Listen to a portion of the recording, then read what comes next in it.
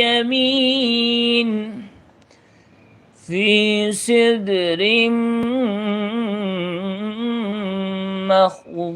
مخضود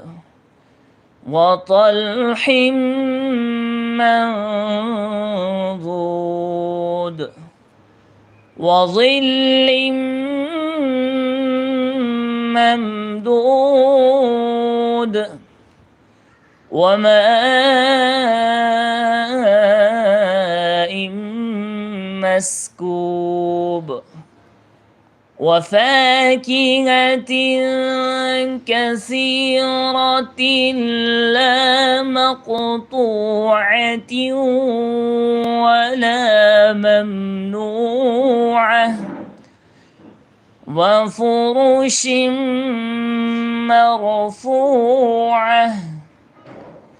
إنا